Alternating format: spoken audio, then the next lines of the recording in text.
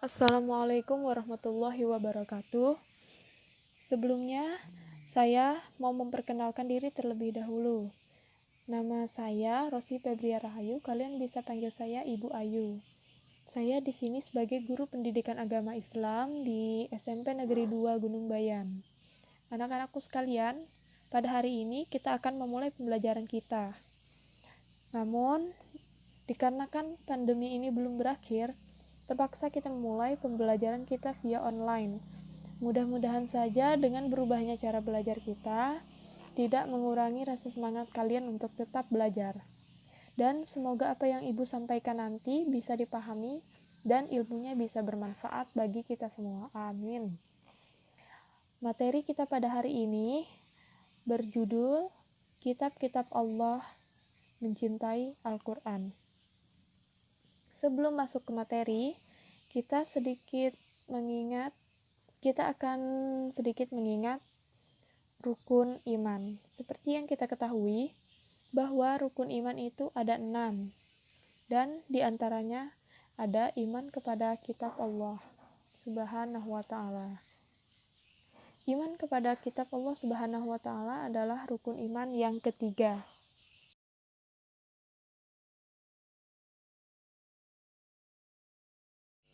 Ya, langsung saja kita buka halaman 5 pada buku paket yang sudah dibagikan kemarin ya. Iman kepada Allah Subhanahu wa Ta'ala itu berarti percaya dan meyakini dengan sepenuh hati bahwa Allah Subhanahu wa Ta'ala telah menurunkan kitab-kitabnya kepada para rasulnya. Ajaran yang terdapat di dalam kitab tersebut disampaikan kepada umat manusia sebagai pedoman hidup, agar dapat meraih kebahagiaan baik di dunia maupun di akhirat. Ini artinya, kita sebagai umat muslim harus mengimani dengan sepenuh hati bahwa Allah menurunkan kitab-kitabnya agar bisa dijadikan sebagai pedoman hidup umatnya. Nah, kitab apa saja itu nanti akan kita bahas sebentar lagi.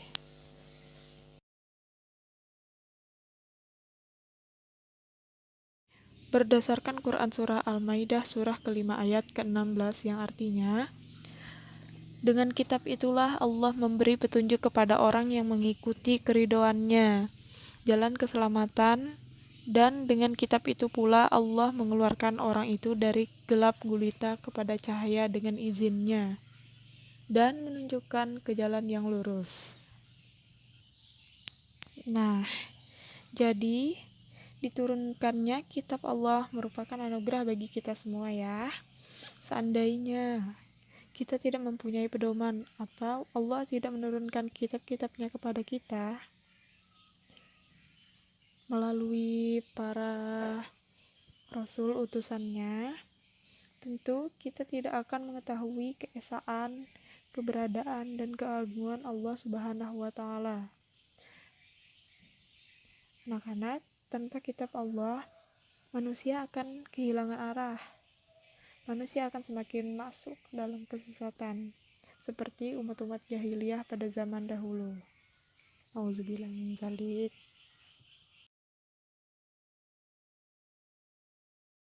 Selanjutnya, nama kitab Allah Subhanahu wa Ta'ala dan Rasul penerimanya. Ada 4 kitab yang diturunkan oleh Allah Subhanahu wa Ta'ala ke dunia ini. Allah Subhanahu wa Ta'ala juga memberikan nama-nama untuk kitab-kitabnya tersebut. Keempat, kitab yang wajib kita yakini adalah yang pertama, kitab Taurat. Kitab Taurat diwahyukan kepada Nabi Musa alaihi salam pada abad ke-12 sebelum Masehi. Pada saat itu, Nabi Musa alaihi salam diutus oleh Allah untuk berdakwah kepada bangsa Bani Israel. Adapun bahasa yang digunakan dalam kitab Taurat adalah bahasa Ibrani. Yang kedua, kitab Zabur. Kitab Zabur diturunkan oleh Allah Subhanahu wa Ta'ala kepada Nabi Daud alaihi salam untuk bangsa Bani Israel atau umat Yahudi. Kitab ini diturunkan pada abad ke-10 sebelum Masehi di daerah Yerusalem. Adapun kitab ini ditulis dengan bahasa Kifti. Yang ketiga, kitab Injil. Kitab Injil diturunkan kepada Nabi Isa alaihi salam pada permulaan abad ke-1 Masehi. Kitab Injil diwahyukan kepada Nabi Isa alaihi salam di daerah Yerusalem. Kitab ini menjadi pedoman bagi kaum Nabi Isa, yakni kaum Nasrani. Dan yang terakhir, kitab Al-Quran. Kitab Al-Quran merupakan kitab yang diturunkan oleh Allah Subhanahu wa Ta'ala kepada Nabi dan Rasul yang terakhir, yaitu Nabi Muhammad Sallallahu Alaihi Wasallam. Kitab suci Al-Quran diturunkan Allah Subhanahu wa Ta'ala sebagai penyempurna dan membenarkan kitab-kitab sebelumnya. Mungkin pada pembelajaran minggu ini kita hanya membahas sampai kitab Taurat saja. Sisanya akan dilanjutkan minggu depan lagi. Kitab Taurat. Nama Taurat berarti hukum atau syariat. Pada saat itu Nabi Musa alaihi salam diutus oleh Allah Subhanahu wa Ta'ala untuk berdakwah kepada bangsa Bani Israel. Jadi, kitab itu diturunkan untuk kaum Bani Israel dan bahasa yang digunakan adalah bahasa Ibrani. Hal ini juga tertuang dalam Quran Surah Al-Mu'minun, surah ke-23 ayat 49, yang artinya, dan sungguh telah kami anugerahi kepada Musa alaihi salam kitab Taurat agar mereka, Bani Israel, mendapat petunjuk. Nah, jadi pada Quran Surah Al-Mu'minun surah ke-23 ayat 49 ini menjelaskan bahwa kitab Taurat itu diperuntukkan dianugerahi kepada Nabi Musa alaihi salam ya.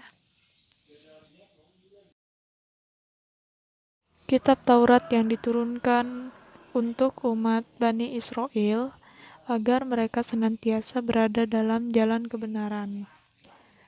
Nah, untuk itu, mari kita perhatikan tayangan video berikut ini.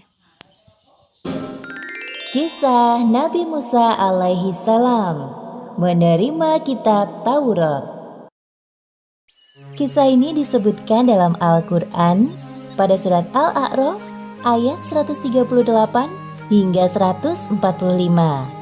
Diceritakan bahwa setelah Nabi Musa beserta Bani Israel selamat dari kejaran Fir'aun, mereka meninggalkan Mesir dan melanjutkan perjalanan menuju kota Palestina. Di tengah perjalanan, tibalah Nabi Musa dan Bani Israel di suatu pemukiman penduduk. Terlihat bahwa penduduk di daerah itu masih menyembah patung berhala. Melihat fenomena tersebut, Bani Israel mulai resah. Mereka pun mengungkapkan keresahannya kepada Nabi Musa. Wahai Musa, buatkanlah kami patung seperti orang-orang yang memuliakan Tuhannya itu. Apa yang kalian maksud dengan Tuhan? Itu adalah patung-patung berhala yang mereka sembah. Kalian ini seharusnya lebih baik dari mereka. Nabi Musa sangat kecewa dan sedih mendengar permintaan kaumnya itu. Padahal jelas-jelas Bani Israel baru saja diselamatkan Allah Subhanahu wa Ta'ala dari kejaran Fir'aun dan pasukannya. Wahai kaumku, bukankah Allah telah menyelamatkan kalian dari kekejaman Fir'aun? Sesungguhnya Allah sangat memuliakan golongan dari kalian. Seperti yang disebutkan dalam Al-Quran surat Al-A'raf ayat 140. Dia, Musa berkata, pantaskah aku mencari Tuhan untukmu selain Allah, padahal dia telah melebihkan kamu atas segala umat pada masa itu. Mendengar apa yang disampaikan oleh Nabi Musa, barulah Bani Israel menyadari kekeliruannya. Pada malam harinya, Nabi Musa mendapatkan petunjuk melalui mimpi bahwa ia diutus Allah untuk pergi ke bukit Tur Sina. Sebagaimana yang disebutkan dalam Al-Quran, surat Al-A'raf ayat 142. Dan kami telah menjanjikan kepada Musa memberikan Taurat 30 malam, dan kami sempurnakan jumlah malam itu dengan 10 malam lagi. Maka sempurnalah wahyu yang diberikan Tuhannya 40 malam. Keesokan harinya sebelum berangkat, Nabi Musa meminta kepada Nabi Harun untuk mengawasi kaumnya agar tidak menyimpang dari perintah Allah. Wahai saudaraku, Harun, gantikanlah aku dalam memimpin kaumku.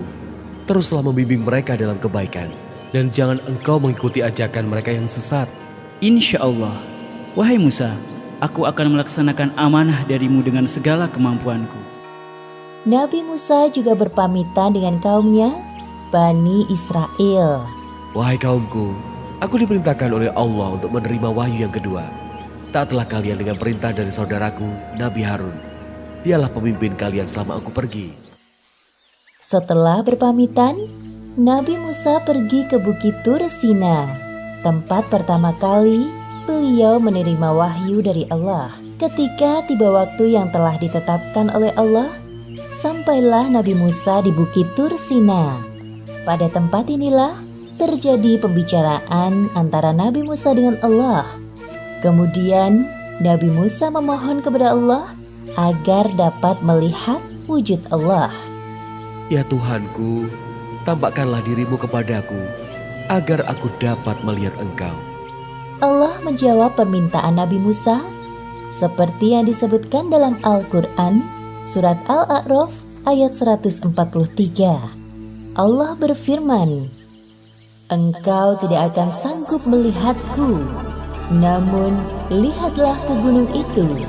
Jika ia tetap pada tempatnya, sebagai sedia kala, niscaya engkau dapat melihatku." Ketika Allah menampakkan keagungannya melalui gunung yang ada di depan Nabi Musa, gunung tersebut hancur. Seketika itu juga Nabi Musa kaget dan pingsan. Beberapa menit kemudian, Nabi Musa terbangun. Beliau pun menyadari bahwa tidak sepantasnya ia meminta hal tersebut kepada Allah. Subhanallah, Maha Suci Allah, aku bertobat kepadamu, dan aku adalah orang yang pertama-tama beriman. Kemudian Nabi Musa mendapatkan kitab Taurat yang berisi tentang ajaran atau perintah bagi kaumnya, yaitu Bani Israel. Nabi Musa adalah nabi sekaligus rasul yang dipilih oleh Allah untuk mengemban risalahnya dan dilebihkan kemampuannya dari manusia lain pada masa itu, seperti dapat berbicara langsung dengan Allah. Demikianlah akhir kisah Nabi Musa menerima kitab Taurat dari Allah.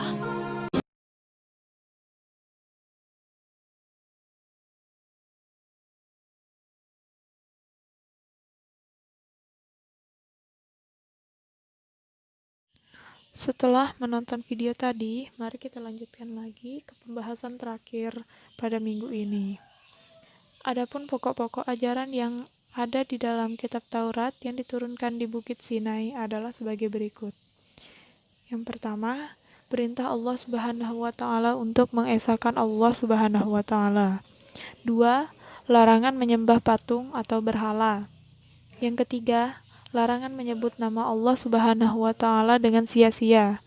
Yang keempat, perintah menyucikan hari Sabtu.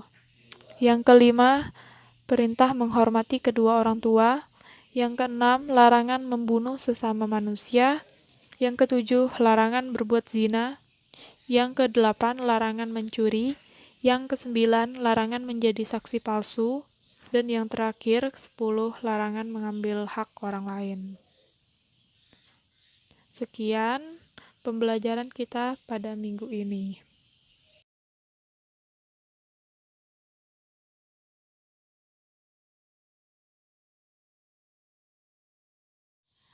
Kita akhiri pertemuan pada minggu ini dengan membaca hamdalah. Alhamdulillahirabbil alamin. Semoga ilmu yang saya berikan bermanfaat bagi kita semua, dan semoga kita selalu mengamalkan membaca Al-Quran dan tetaplah berpegang teguh pada Al-Quran dan hadis. Terima kasih. Wassalamualaikum warahmatullahi wabarakatuh.